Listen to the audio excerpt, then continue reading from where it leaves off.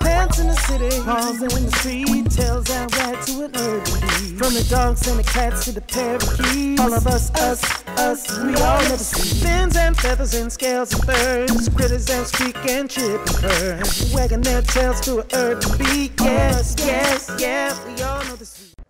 I'm in Harsimus Cemetery in Jersey City, New Jersey, an historic final resting place where you'll find more than just gravestones. You'll find goats. Harsimus Cemetery and Memorial Park has a rich and storied past.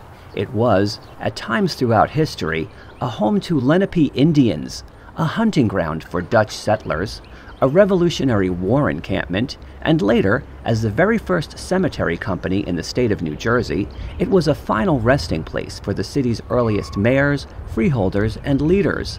This 6-acre sanctuary is rich with unexpected wildlife, and within its open bucolic green space are hidden mysterious underground crypts and tunnels. A nearly mystical treasure, the cemetery was abandoned in 2008. In short time, the caretaker's residence was settled by squatters.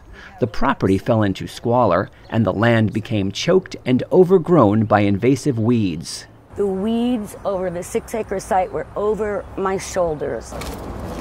Eileen Markenstein is the volunteer president and trustee of the Harsimus Cemetery and spearheaded a movement to restore this memorial park, where generations of her ancestors are laid to rest. Eileen faced immense obstacles in taking back the property, not the least of which was the weed overgrowth. There were homeless persons living in tents on the ground. The historic house on our site was overrun by junkies and squatters, and it was a horrific disgrace.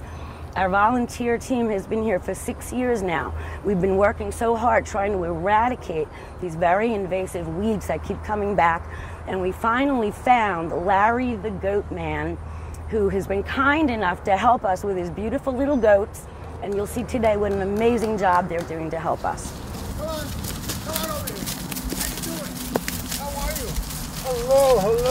Hello. Enter Larry Sahanek, the owner of a highly effective and environmentally friendly company called Green Goats. Small herds of Larry's affectionate, rambunctious, and perpetually hungry goats can be found clearing weeds in parks and recreation grounds throughout the New York metropolitan area, and more recently at Harsimus Cemetery. Larry explained why goats are an ideal solution for weed control here. Well, in cemeteries, especially old ones, it's very difficult to mow a lawn. As you look around, you'll see plenty of areas where a person with a lawnmower can actually function. You'll also find a lot of places where a person with a lawnmower cannot function, which means they've got to be walking around with a handheld brush cutter. Those are dangerous, especially when there's a hill like the one behind me involved. And in a cemetery as old as this one, you have unique circumstances. Tombstones are laying down, tombstones are tipped, graves are sunken, graves are raised, because that was the design of the time. So to try and get in and do anything fast with a machine is both difficult and dangerous. It's not only easier and safer to use goats, it's also less expensive. In terms of cost efficiency, goats are half as much as herbicides and 1/4 the price of mechanical means for weed removal. And in addition to being environmentally friendly, their presence has yet another benefit, which is the reason why Larry brings smaller herds and keeps them on the property longer. We could bring in a lot of goats and wipe it all out quickly. But parks like having the goats here because it draws people. The state national parks we're in have done a check, and the number of people coming through the park when the goats are present goes up 20 to 25%. So in a cemetery like this one that relies on donations, having the goats here actually gets more people participating, more people interested. And so we only brought a few goats because we want the project to last all summer rather than wipe it out in 2 weeks. Harsimus Cemetery is open to the public, who are welcome to come visit these goats and encouraged to help support the trust that keeps this historic property maintained. Visitors will find that the goats are friendly, outgoing, and genuinely enjoy interacting with people because, as Larry explained, they are all bottle-fed. A bottle-fed goat is a goat where you milk the mother and then you feed the goat, literally with a baby bottle.